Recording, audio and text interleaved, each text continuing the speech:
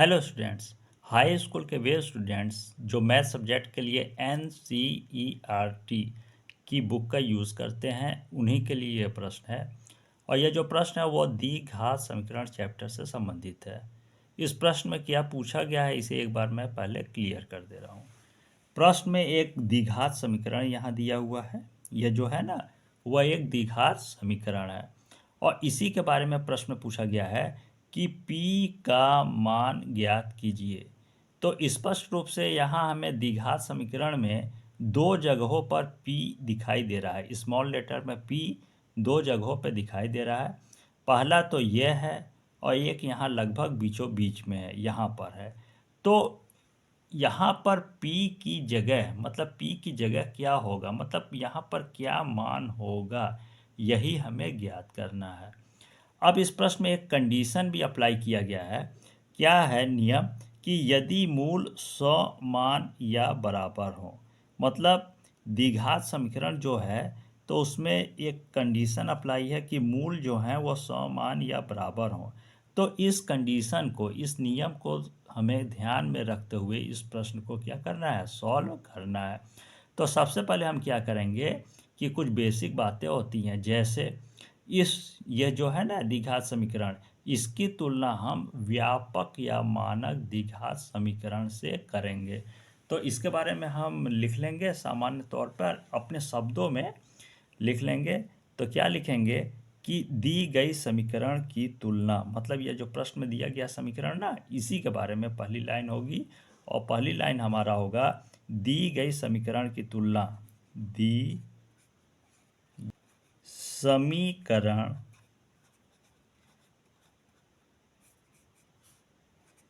की तुलना। अब तुलना हमें किससे करनी है, व्यापक या मानक द्विघात समीकरण से। तो उसके बारे में लिख लेंगे व्यापक या मानक। पहले मैं लिख दे रहा हूँ फिर क्लियर कर दे रहा हूँ।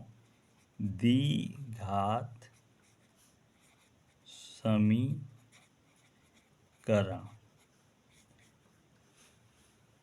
आगे हो जाएगा ax² plus bx plus c equal to 0।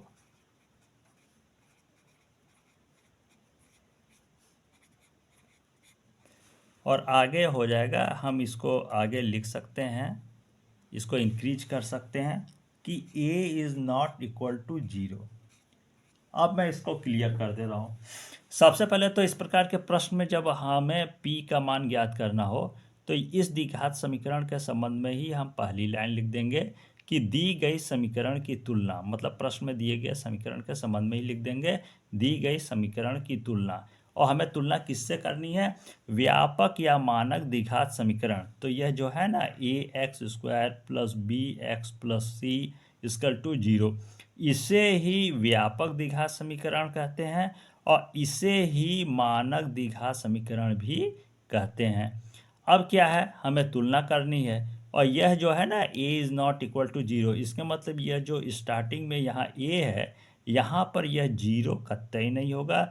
यहाँ पर 0 की जगह अन्य कोई संख्या जैसे 1 2 3 4, मतलब अन्य कोई संख्या तो जरूर हो सकती है, लेकिन क्या है 0 कतई नहीं होगा यहाँ पर। इसलिए इसके बारे में लिख लेंगे, एक सामान्य सा नियम है कि a is not equal to 0, इसको हम लिख सकते हैं। अब क्या करेंगे, हमें तुलना करनी है किससे, व्यापक या मानक द्विघात समीकरण की तुलना किससे करनी है, प्रश्न में दिए गए द्विघात समीकरण से। तो सबसे पहले तो हम यह देख लेंगे कि कौन सी समानताएं हैं और कौन सी असमानताएं हैं। तो समानता क्या है, यहाँ पर यह है x², यहाँ भी है x², यहाँ पर x है, यहाँ पर भी x है, यहाँ इक्वल टू 0 है, यहाँ भी इक्वल टू 0 है। अब यहाँ पर असमानता क्या है, तो a b c के इन मानों को हम एक सीधी लाइन में क्रमशः लिख लेंगे। तो यहाँ पर हमारा हो जाएगा, सबसे पहले है a का मान हम लिखेंगे। तो यहाँ हमारा हो जाएगा a इक्वल टू, तो a का मान सबसे पहले है स्मॉल लेटर में p, तो ए इसकल टू हो जाएगा यहाँ पर पी, कॉमा कर देंगे यहाँ पर, इस तरह से हो जाएगा। इसके बाद बी का मान हम लिख लेंगे ए के बाद, तो बी का मान होगा बी इसकल टू ई, तो यहाँ पर लगभग बीचों बीच में है -2√5p, यह है हमारा बी का मान, -2√5p, यह है हमारा बी का मान। फिर कॉमा करके सी का मान लिख लेंगे, तो सी का मान ये जो सबसे लास्ट में है ना, ये है सी का मान, मतलब सी इसकल टू होगा हमारा 15। अब क्या है कि यह जो एक सामान्य सा इसमें कंडीशन अप्लाई है कि यदि मूल 100 मान या बराबर हो, तो इसके बारे में भी हमें क्लियर करना होगा। तो हम क्लियर डिटेल में लिख देंगे तो बहुत ज़्यादा बेहतर होगा। क्या है तो मैं पहले लिख दे रहा हूँ, फिर यहाँ क्लियर कर दे रहा हूँ। तो लिख देंगे मूल 100 मान या बराबर हैं, यहाँ पर लिख देंगे पहले मूल 100 मान या बराबर है, अतः विविक्तकर का मान शून्य होगा, अतः विविक्तकर का मान शून्य होगा, विविक्तकर, इसको हम डिटेल लिख देंगे, विविक्तकर का मान शून्य होगा। अब क्या है, इसको ब्रैकेट में कर देंगे। अब एक क्या, यहाँ इस बात को ध्यान दीजिएगा कि यदि किसी भी द्विघात समीकरण के मूल यदि 100 मान हैं या बराबर हैं, तो उस स्थिति में अवश्य ही जो विविक्तकर का मान होगा ना, वह शून्य ही होगा, वह शून्य ही होगा, मतलब कि वह जीरो ही होगा। वह जीरो से ना तो अधिक होगा न जीरो से कम होगा, वह जीरो के ही समतुल्य होगा, मतलब शून्य होगा। तो यह एक सामान्य सा नियम है कि द्विघात समीकरण के यदि मूल समान न हो या बराबर हो, तो जाहिर है उस स्थिति में जो होगा विविक्तकर का मान शून्य होगा। तो इसी को, ये जो कंडीशन दिया हुआ है ना प्रश्न में, इसी को हम डिटेल में क्लियर कर देंगे और इसको ही ध्यान में रखते हुए आगे हमें प्रश्न को सॉल्व करना होगा। तो कैसे सॉल्व करेंगे, तो सबसे पहले हम क्या करेंगे, विविक्तकर का सूत्र लिख देंगे। तो यहाँ हमारा हो जाएगा, सबसे पहले होगा विविक्तकर का जो सूत्र होता है वह क्या है, b² - 4ac। अब क्या है कि जाहिर है कि मूल यहाँ पर जो दिया हुआ है ना, मूल 100 मान या बराबर है, तो उस स्थिति में विविक्तकर का मान शून्य होगा। तो हमें क्या है कि इसको ध्यान में रखते हुए इस सूत्र में थोड़ा सा इंक्रीज करना होगा। और क्या इंक्रीज करना होगा, इसकल टू करके हमें शून्य, जीरो को बढ़ाना ही होगा। यदि हम जीरो को नहीं बढ़ाएंगे, ध्यान रखिएगा, यदि हम विविक्तकर के सूत्र में यहाँ जीरो को इंक्रीज नहीं करेंगे, तो हमें जो p का मान ज्ञात करना है प्रश्न में ना, वह बिल्कुल भी p का मान तो कतई ज्ञात ही नहीं हो सकेगा। अतः ध्यान दीजिएगा कि विविक्तकर के सूत्र में हम सावधानी पूर्वक इस जीरो को अवश्य बढ़ा देंगे। अब क्या करेंगे हम कि इस सूत्र में यहाँ है ना ABC, इन तीनों मानों को हम विविक्तकर के सूत्र में समायोजित कर देंगे। तो यहाँ सबसे पहले है हमारा b², तो b² है, तो यहाँ b का मान क्या है, b= है। यहाँ बस थोड़ा सा प्रश्न जो है थोड़ा सा कठिन है, लेकिन अगर हम सावधानी पूर्वक सॉल्व करेंगे तो प्रश्न सॉल्व हो जाएगा। तो कैसे इसे करेंगे सॉल्व, तो यहाँ मैं क्लियर कर रहा हूँ। तो सबसे पहले है b², तो b का मान है यहाँ पर -2√5p। तो सबसे पहले हम लिख देंगे -2√5p। अब इस स्क्वायर है तो होगा होल स्क्वायर कर देंगे। इसके बाद माइनस है, माइनस हो जाएगा। इसके बाद 4 है, 4 हो जाएगा। फिर a का मान हम इंटू करके लिख देंगे। तो a का मान यहाँ पर है ना, a = p, तो यहाँ हो जाएगा हमारा p, फिर इंटू करके हम c का मान लिख देंगे। c का मान है यहाँ पर 15, तो इंटू हो जाएगा यहाँ पर 15, फिर इक्वल टू 0 है तो इक्वल टू करके हम 0। अब जब प्रश्न का यह जो प्रोसेस है इसे ही हमें बहुत सावधानी पूर्वक हमेशा सॉल्व करना होता है। यदि यहाँ पर हमने प्रश्न को सावधानी पूर्वक सही सही सॉल्व कर लिया तो प्रश्न हमारा जो है वो 100% सही ही सॉल्व हो जाएगा। तो इसको मैं एक्स्ट्रा आपको सॉल्व कर दे रहा हूँ अलग से। यहाँ क्या है कि -2√5 यहाँ है p का होल स्क्वायर है, तो यहाँ स्क्वायर की वजह से माइनस माइनस हो गया 2 बार, तो माइनस माइनस जब 2 बार हो तो माइनस माइनस हो जाएगा प्लस, तो यह तो हट ही जाएगा। अब 2√5 है, यहाँ स्क्वायर की वजह से यह 2 बार है, तो जाहिर है कि इंटू करके, ठीक है ना, ये 2 बार है तो इंटू करके आपस में होगा, तो 2 का मल्टीप्लाई ये 2 बार हो जाएगा, तो 2 दूना हो जाएगा 4, तो यहाँ 4 हो गया। अब यह √5 भी 2 बार हो जाएगा और मल्टीप्लाई हो जाएगा आपस में, तो जाहिर है कि √5 जब 2 बार हो तो √5 क्या हो जाएगा, उसको जब और भी सरल करेंगे तो अंडर रूट में 5 या 2 बार हो जाएगा। तो एक बहुत सामान्य सा नियम है कि अंडर रूट में कोई भी संख्या जब 2 बार हो तो अंडर रूट हट जाता है और वह संख्या एक बार ही बच जाती है। वह संख्या क्या है, ओनली 1 बार ही बच जाती है। तो यहाँ सिर्फ बच जाएगा आपका 5, तो इंटू हो जाएगा 5। तो यहाँ जब इसको और सरल करेंगे तो 4 पचे होगा 20। अब यहाँ p का स्क्वायर है ही, तो 20p² हो जाएगा। तो इसको मैंने जो है इसको मैंने अलग से आपको क्लियर करके सॉल्व किया है इसको अलग से। तो हमारा आया है क्या है 20p², मतलब इसको सॉल्व करेंगे सावधानी पूर्वक तो क्या आएगा 20p²। तो इसको मैं हटा देता हूँ यहाँ पर। तो इसको सॉल्व करने पे क्या आ रहा है 20p²। इसके बाद माइनस है, माइनस लगा देंगे। इसके बाद क्या होगा 15 चौका हो जाएगा 60, तो 60 और ये p है तो p को इंक्रीज कर देंगे, फिर इक्वल टू 0 है तो इक्वल टू 0 कर देंगे। इसके बाद क्या होगा यहाँ पर कि -60p है और यहाँ पर है 20p²। तो ध्यान देंगे क्या यहाँ पर हमें कॉमन, यहाँ पर कुछ कॉमन ले सकते हैं।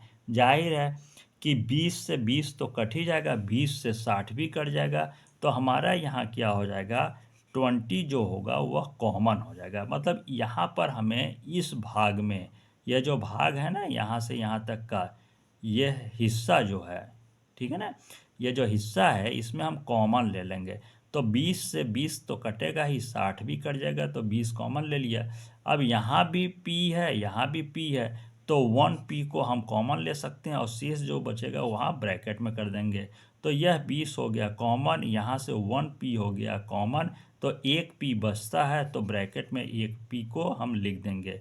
फिर माइनस है, माइनस, फिर 20 कॉमन हुआ है तो 20 तियां 60, तो 3 बचेगा और यहाँ बचेगा क्या है कुछ नहीं, क्योंकि यह हो गया कॉमन, तो यहाँ पर ब्रैकेट को क्लोज कर देंगे। अब इक्वल टू 0 है तो इक्वल टू 0 कर देंगे।